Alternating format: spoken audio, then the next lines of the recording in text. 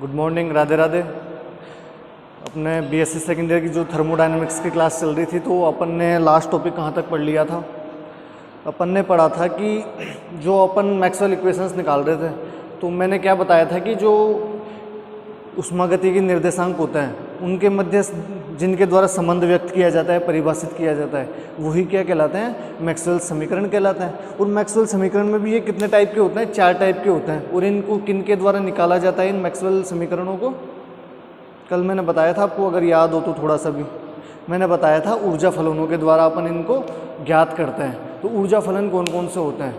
You होता है आंतरिक ऊर्जा, एफ होता है हेल्महोल्ट्ज़ ऊर्जा हो जाती है, जो मैंने करवाया था एफ बराबर यू माइनस एस टी, ये मैंने लिखवाया था ना, हेल्महोल्ट्ज़ ऊर्जा एफ बराबर यू माइनस एस टी। मैंने कह दिया था कि इन सब चीज़ों को आप कम से कम ये एक एक स्टेप की है तो इनको याद कर लेना, क्योंकि ये आगे फर्दर अपन है ना, जो अपन जूल थॉमसन पढ़ेंगे और आगे और भी जो कई टॉपिक्स होंगे, तो इनके जो मैक्सवेल्स इक्वेशन है, इनके जब आगे अपन एप्लीकेशंस पढ़ेंगे, अनुप्रयोग पढ़ेंगे, तो वहाँ पे भी ये क्या है, कई बार काम आ जाते हैं। तो अपने को ये सारी चीज़ें क्या है, याद होना जरूरी है। एंथैल्पी के लिए एक ऊर्जा स्तर में एक क्या होता है? एंथैल्पी होता है, एच बराबर यू प्लस पी वी होता है। एंथैल्पी हो गया, ये हो गया। और एक क्या होता है? गिब्स फ्री एनर्जी यानी गिब्स मुक्त ऊर्जा, वो क्या होती है?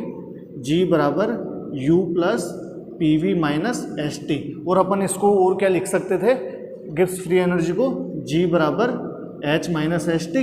और एक फॉर्म और क्या लिख सकते थे इस वाली फॉर्म में, हेल्महोल्ट्ज़ ऊर्जा की फॉर्म में, एफ प्लस पी वी। ये मैंने आपको लिखवा दिया था। तो ये सारी चीज़ें क्या है, फर्दर अपने आगे काम आएगी। तो इन सबको कम से कम आप लर्न तो कर ही सकते हो यार। ये क्या है कि एक बार पढ़ने में याद हो जाती है, तो ऐसे कोई प्रॉब्लम है नहीं इनमें। और जो अपन ने लास्ट जो मैक्सवेल इक्वेशंस पढ़ी थी, वो कौन सी थी? मैक्सवेल का प्रथम समीकरण। अब अपन क्या देखेंगे? मैक्सवेल का द्वितीय समीकरण देखेंगे। तो जो पहले तो अपन प्रथम समीकरण की बात करते हैं। प्रथम समीकरण था, अपन ने कैसे निकाला था? वो अपन ने निकाला था जो थर्मोडायनामिक्स का फर्स्ट लॉ था और थर्मोडायनामिक्स का थर्ड लॉ था, यानी ऊष्मागतिकी का प्रथम नियम और तृतीय नियम के द्वारा अपन ने निकाला था। एक बार अपन ने वॉल्यूम को कांस्टेंट रखा था, एक बार शायद एंट्रोपी को कांस्टेंट रखा था, तो उससे निकल गया था। और अब अपन किससे निकालेंगे? अब अपन निकालेंगे हेल्महोल्ट्ज़ ऊर्जा का प्रयोग। जो मैंने कहा था कि ये आगे फर्दर जब अपन मैक्सवेल इक्वेशंस निकालेंगे तब यहाँ काम आएगी। तो अब अपन किसके बेस पे निकालेंगे? अपन निकालेंगे हेल्महोल्ट्ज़ ऊर्जा के बेस पे। जो अब जो मैक्सवेल्स इक्वेशन अपन ज्ञात करेंगे या कैलकुलेट करेंगे, वो किसके बेस पे करेंगे? हेल्महोल्ट्ज़ ऊर्जा के बेस पे। तो यहाँ लिखो मैक्सवेल का द्वितीय समीकरण।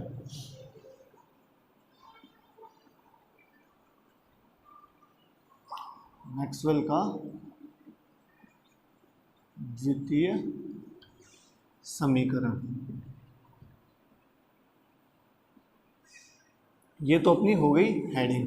अब फर्दर अपन बात करते हैं कि किससे निकालेंगे अपन? हेल्महोल्ट्ज़ ऊर्जा से। तो क्या जानते हैं? हम जानते हैं कि स्टार्टिंग तो धुआंधार हो जानी चाहिए, कि बस एक बार तो सामने वाले बंदे को ऐसे लगे कि भाई इस बंदे को सब कुछ आता है, हालांकि आता जाता कुछ भी नहीं है। क्यों? अपन ने यही याद नहीं किया, तो क्या आएगा फिर आगे? भाई ऊर्जा स्तर ही याद नहीं करे अपन ने, तो आगे अपन फिर फर्दर और आज चीज़ें कैसे पढ़ लेंगे भाई? इसी वजह से अगर आप बुक में देखोगे ना भाई, मैं बार बार एक चीज़ बताता हूँ कि मैं इसलिए कहता हूँ कि बच्चे क्या डिस्ट्रैक्ट हो जाते हैं, कि उनको कोई अगर थोड़ा सा यूँ कह देगा ना कि यार कि ये तो सिलेबस में बाद में ही है, कि पहले कैसे पढ़ा रहे हैं, तो फिर बच्चे क्या डिस्ट्रैक्ट हो जाते हैं। तो मैं यही कह रहा हूँ कि मैं सारी तुम्हें जो चीज़ें हैं ना वो स्टेप बाय स्टेप बता रहा हूँ, वरना मेरे को क्या जरूरत है, मैं भी आपको पहले मैक्सवेल इक्वेशन पढ़ा देता, उसके बाद ये एंथैल्पी, हेल्महोल्ट्ज़ ऊर्जा, ये सारी चीज़ें बताता। पर मुझे क्या है, स्टेप बाय स्टेप चलना है, वरना मैं यहाँ ये चीज़ लिखता ना एफ बराबर यू माइनस एस टी, तो मैं यही लिखता कि ये मान लो आप, और फिर आपको मानना पड़ता। पर ये सारी चीज़ें क्या है, मैं पहले पढ़ा रहा हूँ आपको, तो वही है बेटा, थोड़ा सा ध्यान रखो इन सब चीज़ों का। वरना तो अब और आपको पढ़ाए कितना सा पार्ट जाता है, थोड़ा सा पार्ट पढ़ाने को मिल रहा है, आपको पढ़ने को मिल रहा है, जो आप अगर ढंग से पढ़ो ना तो 10 मिनट में सारी चीज़ कवर हो जाए। पर वो ये ना वो अब आपको तो ये फेसबुक व्हाट्सअप यहाँ से आपको फुर्सत नहीं मिले तो ये चीज़ें कहाँ से देखोगे। चलो देखो फिर आगे लिखो। हम जानते हैं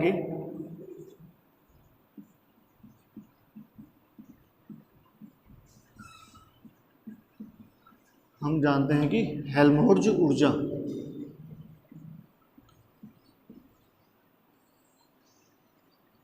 तो हेल्महोल्ट्ज़ ऊर्जा क्या होती है, F बराबर U माइनस एस टी।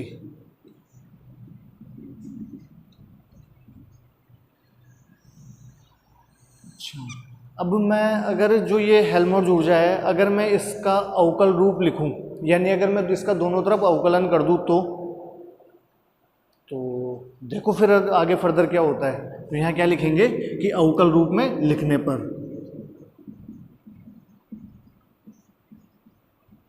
अवकल रूप में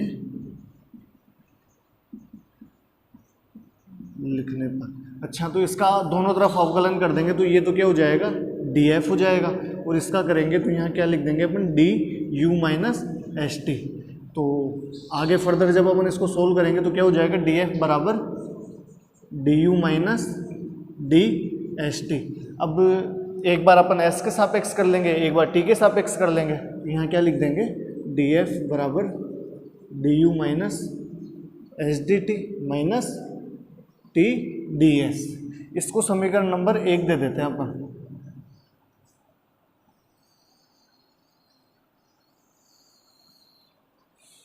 अब एक चीज़ बताओ, जो ऊष्मागतिकी का प्रथम नियम था वो क्या था।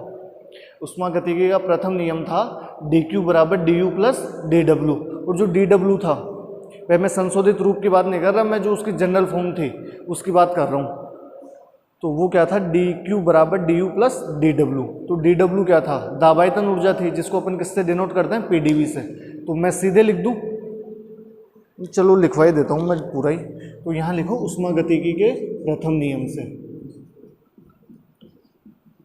ऊष्मागतिकी के प्रथम नियम से। तो ऊष्मागतिकी का प्रथम नियम क्या है, dq बराबर du प्लस dw। dq बराबर du प्लस dw, ये अपना ऊष्मागतिकी का प्रथम नियम हो गया। जहाँ पे लिख लो, चलो मैं ऊपर लिखता हूँ, यहाँ तक लिखो आप पहले एक बार, यहाँ तक की चीज़ें एक बार कंप्लीट करो। फिर अपन ये सारी चीज़ क्या है, अपने को इक्वेशन फर्स्ट की भी रिक्वायरमेंट रहेगी तो अपन इसको क्या है साइड में लिख लेंगे। तो यहाँ तक लिखो एक बार अब।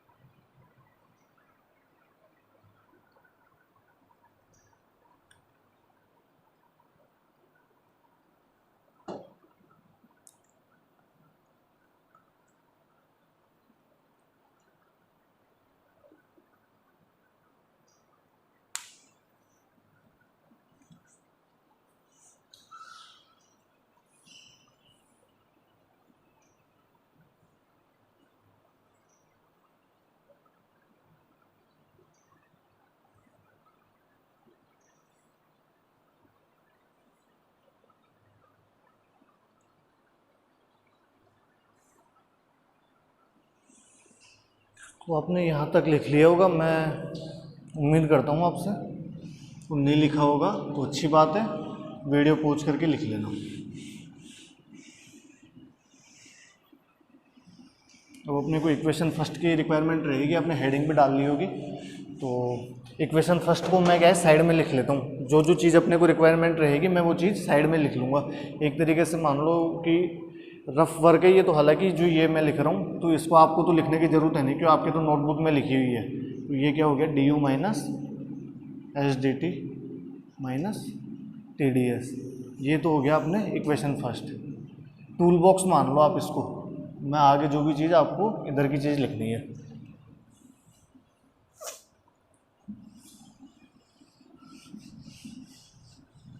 ये अच्छा, तो डी डब्ल्यू बराबर क्या होता है, क्योंकि हम जानते हैं डी डब्ल्यू बराबर क्या होता है, पी डी वी। तो ये चीज़ भी लिखेंगे अपन, तो यहाँ क्या लिख देंगे, डी क्यू बराबर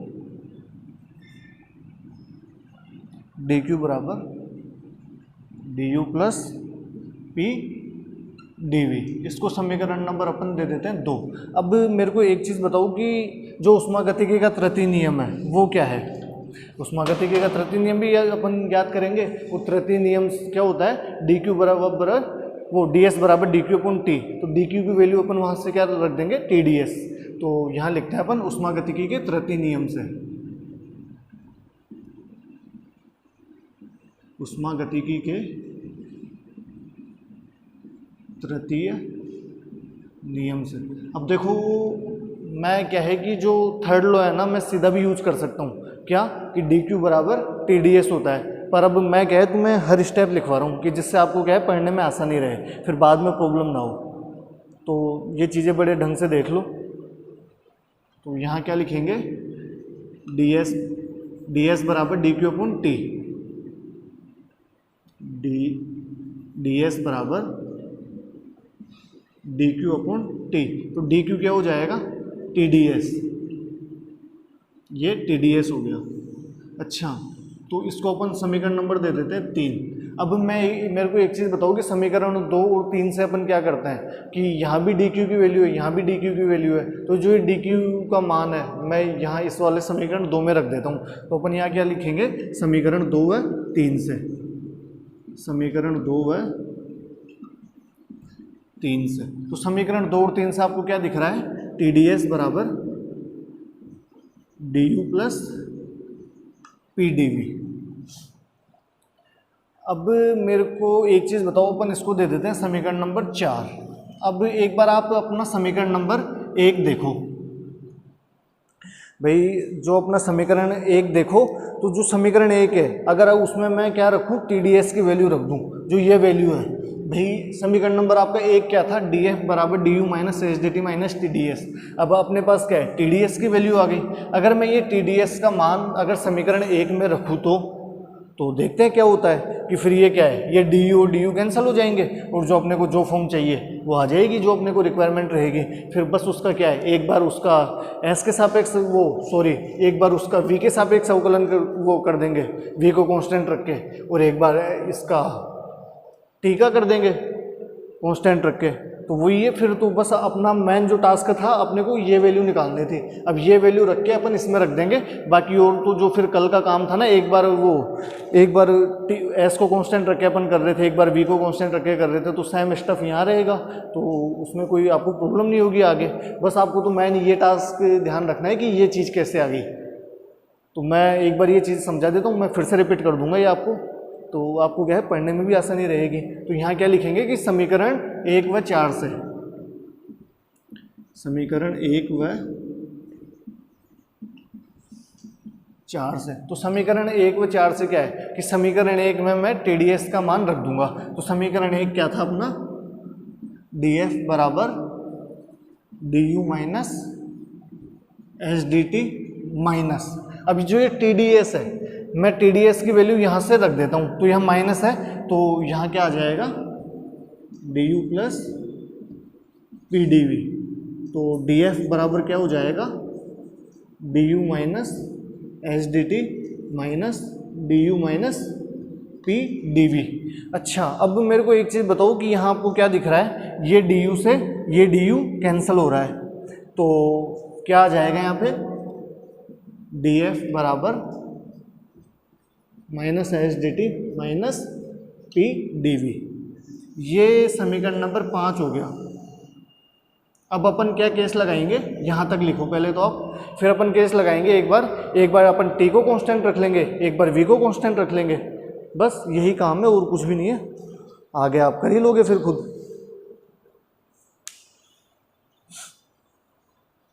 फटाफट छापो यहाँ तक।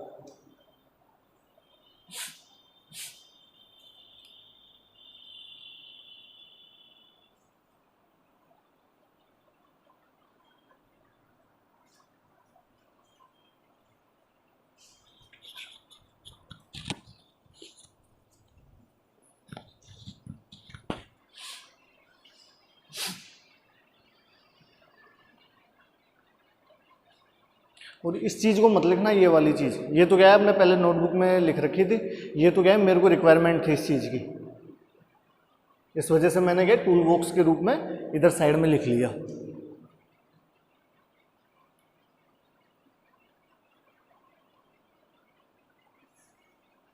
मैं समीकरण 5 को भी लिख लेता हूँ इधर, माइनस एस डी टी और माइनस पी डी वी। इस चीज़ की भी क्या है मेरे को रिक्वायरमेंट रहेगी आगे, क्यों फिर अब बोर्ड लिखने में थोड़ी प्रॉब्लम होती है।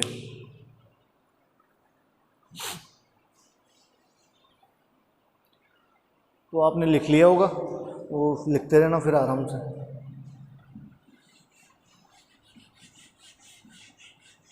समझने में टाइम लगाया करो, लिख तो फटाफट लिया करो।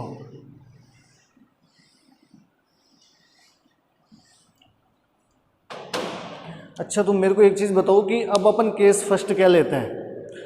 अब जो अपना समीकरण 5 आ गया, अब इसमें केस फर्स्ट क्या लेंगे कि एक बार तो मैं इसको टी को कांस्टेंट रख दूंगा और फिर आगे सोल्व करूंगा, एक बार मैं वी को कांस्टेंट रखे आगे सोल्व करूंगा।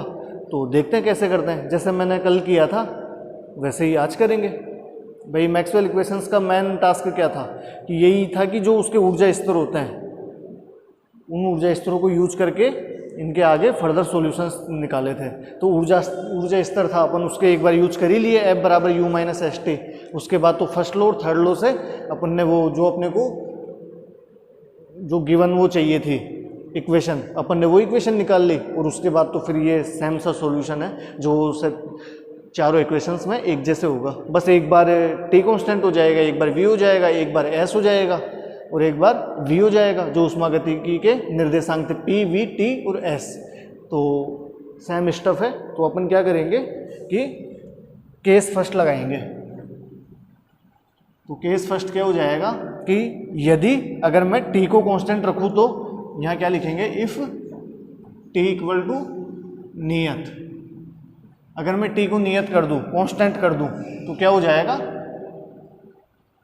ये कांस्टेंट हो गया टी। तो अगर मैं टी को कांस्टेंट कर दूं तो आप जानते हो अगर किसी भी जो नियत चीज होती है अगर उसका अपन अवकलन करते हैं तो वो क्या हो जाता है, जीरो हो जाता है। तो यहाँ क्या लिखेंगे, इसलिए डी टी बराबर क्या हो जाएगा, जीरो।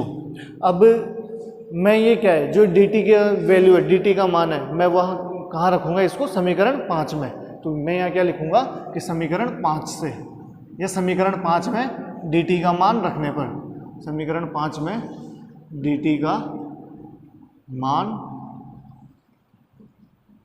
रखने पर। तो समीकरण 5 क्या था अपना, डी एफ बराबर ये वैल्यू जीरो हो जाएगी। तो यहाँ क्या लिखेंगे अपन, zero minus P D we. अच्छा, तो अब ये वैल्यू क्या आ गई, डी एफ बराबर माइनस पी डी वी। अब मेरे को एक चीज़ बताओ कि अब ये फुल डेरिवेटिव है, अगर मैं इनको पार्शियल डेरिवेटिव यानी आंशिक अवकलन के रूप में लिख लूँ तो भी कोई प्रॉब्लम नहीं है अपने को। तो और मैं क्या करूँगा, जो ये डी वी है इसको मैं इधर की तरफ भेज दूंगा। भाई अपन ने कल यही काम किया था, वैसा ही काम आज कर रहे हैं कि ये वैल्यू जीरो हो गई तो ये इसके बराबर हो गया। अगर मैं डी वी को अगर इधर भेज दूँ जो अभी फुल डेरिवेटिव में है यानी पूर्ण अवकलज के रूप में है, अगर मैं इसको इधर भेजूंगा तो फिर अपन इसको किस में लिख लेंगे, आंशिक अवकलज के रूप में लिखने पर। तो यहाँ लिख लो कि आंशिक अवकलज के रूप में लिखने पर, आंशिक अवकलज के रूप में लिखने पर। वैसे कल के पार्ट में क्या है, मैंने ये लाइन लिखवाना भूल गया था मैं, ये आंशिक अवकलज के रूप में लिखने पर। हालांकि आप सब बड़े बच्चे हो गए तो आपको पता होता है कि अगर अपन लिख लेते हैं तो भी कोई प्रॉब्लम नहीं होती। तो आंशिक अवकलज के रूप में लिखने पर, और फिर भी अगर आपका मन नहीं मांगता है तो जो वहाँ ये इस जो स्टेप ऐसी थी उस स्टेप के बाद आप ये वाली लाइन लिख लेना जो आपके वहाँ नोट्स थे उसमें।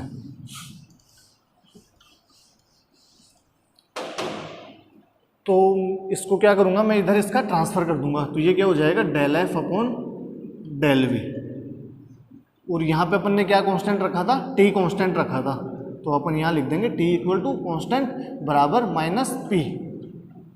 अब मेरे को एक चीज़ बताओ कि अगर मैं जो ये वैल्यू है, अगर मैं इसका टी के सापेक्ष अगर मैं आंशिक अवकलन करूँ और v को कांस्टेंट रखूँ तो कर सकते हैं अपन, और कर क्यों सकते हैं, क्योंकि अपन दोनों तरफ करेंगे। जैसे मान लो अपने पास LHS और RHS है, तो अगर मैं LHS में भी अगर सेम काम कर दूं और RHS में सेम काम कर दूं तो कर सकते हैं अपन। जैसे मान लो कि अगर मैं इधर 2 का मल्टीप्लाई करूं और इधर 2 का मल्टीप्लाई करूं तो कर सकते हैं, क्यों इक्वल, अभी इक्वल चीज़ें हैं। अगर मैं इसका सेम ऑपरेटर से अगर कुछ चीज़ ऑपरेट कराऊँ, यानी अगर एक समान संकारक से अगर मैं कुछ भी ऑपरेट कराऊँ तो अपने को क्या फिर भी तब भी बराबर ही चीज़ें मिलेगी, तो कर सकते हैं अपन ऐसा। तो यहाँ क्या लिखेंगे कि टी के सापेक्ष आंशिक अवकलज करने पर तथा v equal to constant, t के सापेक्ष आंशिक अवकलज करने पर,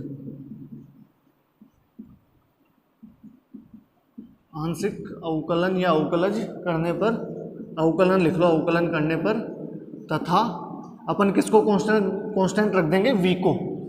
यहाँ क्या लिखेंगे v इक्वल टू कांस्टेंट। तो करो इस चीज का आंशिक अवकलन, तो यहाँ क्या हो जाएगा डेल अपॉन डेल टी, और ये क्या हो जाएगा, ये चीज अपन ऐसे की ऐसे लिख देंगे।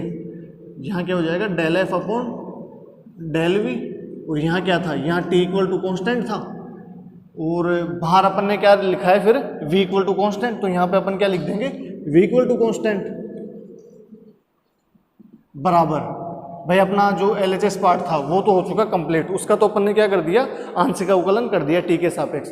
अब मैं RHS पार्ट का करता हूँ, तो RHS पार्ट का क्या हो जाएगा minus del p upon del t, और जब इसका आंशिक अवकलन करेंगे तो ये क्या हो जाएगा, इसका इधर क्या करेंगे अपन, v क्या था अपना कांस्टेंट, भाई मैंने क्या लिखा था t के सापेक्ष आंशिक अवकलन करने पर तथा v इक्वल टू कांस्टेंट, तो मैं यहाँ क्या लिख दूंगा v इक्वल टू कांस्टेंट, और इसको आप दे दो समीकरण नंबर 5, सॉरी 6 दे दो, समीकरण 5 तो अपना हो चुका, हाँ सॉरी समीकरण नंबर 6 दे दो इसको आप। और मेरे को एक चीज़ बताओ कि अब ऑनलाइन क्लासेस चल रही है, तो इसका मतलब ये तो है नहीं कि अपन होमवर्क नहीं दे सकते, अपन होमवर्क भी दे सकते हैं। तो मैं ऐसे चाहता हूँ कि एक स्टेप तो मैंने करवा दिया है, अब जो मैंने मैक्सवेल इक्वेशन जो फर्स्ट वाला यूज किया था, जैसे अपन ने फर्स्ट वाला मैक्सवेल इक्वेशन निकाले थे वैसे ही ये इक्वेशन भी ऐसे ही निकल जाएगी। भाई मैंने क्या किया था, जो समीकरण 5 था पहले इसमें किसको t को कांस्टेंट रखा, वैसे ही अब किसको रख देंगे v को कांस्टेंट रख देंगे समीकरण 5 में, और फिर सेम काम कर लेंगे। और फिर क्या करेंगे, मैं आपको एक बार थोड़ा सा आइडिया दे देता हूँ आपको। मैं क्या है कि अब ये चीज़ होमवर्क दूंगा तो आप घर से करके लाओगे, ये चीज़ तो हो जाती है तो अच्छी बात है, वरना तो अपन नेक्स्ट क्लास में मैं ये चीज़ आपको करवा दूंगा। तो मैं आपको थोड़ा सा आइडिया और दे देता हूँ कि एक बार लिखना छोड़ दो, मैं प्रॉपर टाइम दे दूंगा लिखने का। जैसे मैंने क्या किया था कि समीकरण 5 में पहले मैंने t को कांस्टेंट रखा था, जब मैंने t को कांस्टेंट रख लिया तो फिर dt क्या हो जाएगा, 0 हो जाएगा। तो मैं अगर यहाँ पे dt की वैल्यू 0 रखूंगा तो ये किसके बराबर हो जाएगा, df बराबर माइनस पी dv के।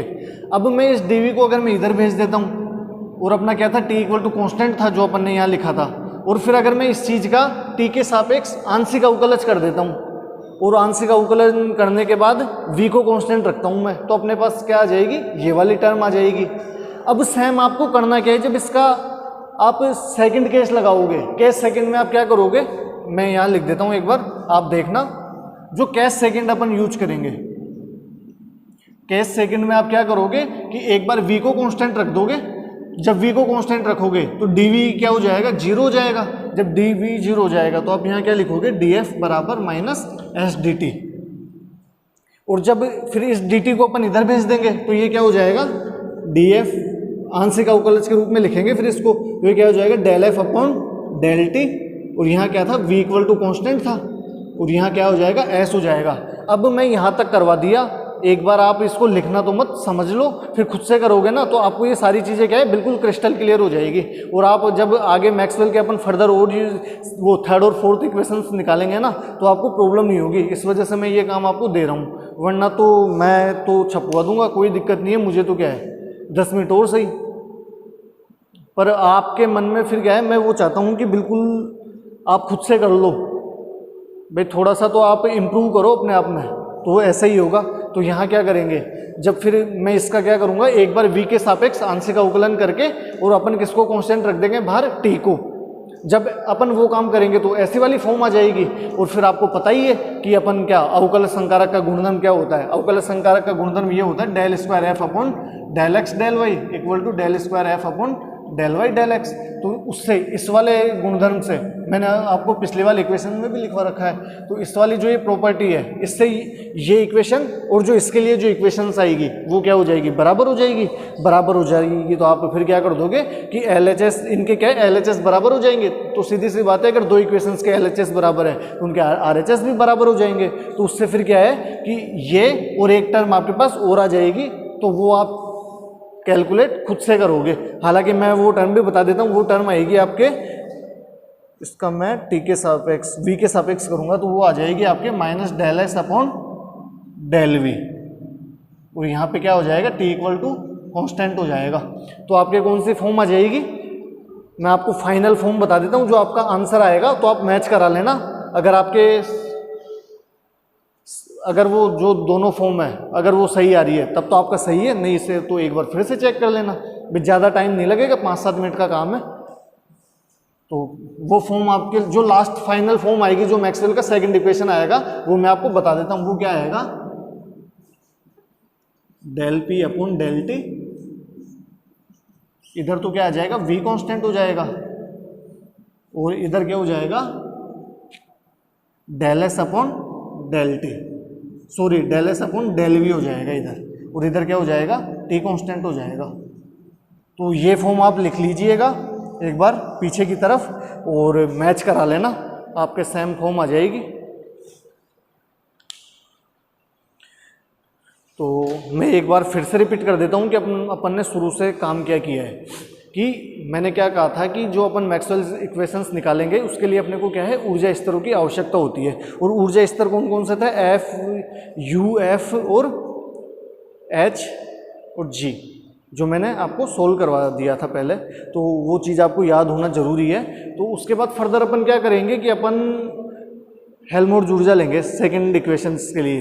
तो हेल्महोल्ट्ज़ ऊर्जा लेके अपन उसका क्या है, पहले तो डेरिवेटिव कर देंगे दोनों तरफ। तो डेरिवेटिव करेंगे, उसके बाद अपन क्या करते हैं कि जो थर्मोडायनामिक्स का फर्स्ट लॉ है यानी उष्मागतिकी का प्रथम नियम यूज करेंगे, और फिर प्रथम नियम यूज करने के बाद अपन क्या करेंगे, जो उसका तृतीय नियम है उससे अपन क्या किसकी वैल्यू निकाल लेंगे, डी क्यू की वैल्यू निकाल लेंगे। और डी क्यू की वैल्यू कहाँ रख देंगे, जो उष्मागतिकी का प्रथम नियम निकाला था अपन ने, तो वहाँ अपन उसकी वैल्यू रख देंगे। जब वो वैल्यू अपन वहाँ रखेंगे तो अपन फिर क्या करेंगे, अपने पास TdS का मान आ जाता है उष्मागतिकी के दोनों नियम से। जब TdS का मान आ जाएगा तो TdS का मान आते ही अपन क्या करेंगे, TdS का मान समीकरण उसमें रख देंगे जहाँ से अपन ने क्या किया था, हेल्महोल्ट्ज़ ऊर्जा का अवकल रूप लिखा था। तो जो हेल्महोल्ट्ज़ ऊर्जा का अवकल रूप था उसके बाद जो कट रहा है वो काट देंगे, और उसके बाद फिर अपन अपने क्या फॉर्म आ जाती है, अपने ये वाली फॉर्म आ जाएगी, ये वाले भाई TdS की वैल्यू मैंने यहाँ रखी थी तो du से du कैंसिल हो गया था, और उसके बाद अपने ये वाली फॉर्म आ जाती है। ये वाली फॉर्म आने के बाद अपन क्या करते हैं कि एक बार अपन t को कांस्टेंट रखते हैं। अगर t को अपन नियत रख देते हैं तो dt 0 हो जाता है, तो dt 0 हो जाएगा तो ये किसके वैल्यू बराबर आ जाएगी, ये वैल्यू 0 हो गई, तो df बराबर माइनस pdv के बराबर आ गया। तो ये अपने ये जो ये वाली फॉर्म थी इसके बराबर आ गया। अब मैं इसका क्या आंशिक अवकलज के रूप में लिख दूंगा, तो और इसका इधर ट्रांसफर कर दूंगा तो ये क्या आ जाएगा, ये वाली फॉर्म आ जाएगी। और इस वाली फॉर्म का फिर मैं क्या टी के सापेक्ष एक बार आंशिक अवकलज कर दूंगा और वी को कांस्टेंट रख दूंगा, तो फिर अपने ये वाली फॉर्म आ गई। सेम स्टफ अपने को क्या करना है कि इस वापस जो अपन केस सेकंड यूज करेंगे, केस सेकंड में अपन क्या करेंगे कि एक बार वी को कांस्टेंट रख देंगे। जब वी को कांस्टेंट रखेंगे तो ये वाली टर्म जीरो हो जाएगी और अपन इसको इधर भेजेंगे तो अपन क्या लिख देंगे, आंशिक अवकलज के रूप में लिख देंगे। और फिर अपन इसका क्या करेंगे कि जो फॉर्म आएगी ये वाली, जो ये फॉर्म है इसका अपन v के सापेक्ष आंशिक अवकलज कर देंगे। जब इसका अपन v के सापेक्ष आंशिक अवकलज कर देंगे तो फिर क्या है कि अपने क्या है कि एक फॉर्म आएगी जो ऐसी फॉर्म आएगी, वो मैंने यहाँ लिखी नहीं है, आपको खुद को घर से करना है वो चीज़, तो होमवर्क के रूप में। तो आप वो फॉर्म आएगी तो आप क्या करोगे, डेरिवेटिव वाली प्रॉपर्टी लगा दोगे और जो फाइनल आपका वो जो एक्सप्रेशन आएगा वो ये वाला एक्सप्रेशन आएगा, ये del p upon del t, इधर वी कांस्टेंट हो जाएगा और इधर क्या हो जाएगा, del s upon del v, ये एस है, del s upon del v और इधर टी कांस्टेंट, तो ये फॉर्म आ जाएगी और यही क्या होगी, मैक्सवेल्स इक्वेशन होगी आपकी। तो मैं आपको समझा चुका हूँ और मैं ये उम्मीद करता हूँ कि आप ये चीज़ कर लोगे। तो आज की क्लास आपकी यहीं पे कंप्लीट होती है। राधे राधे, जय श्री कृष्ण।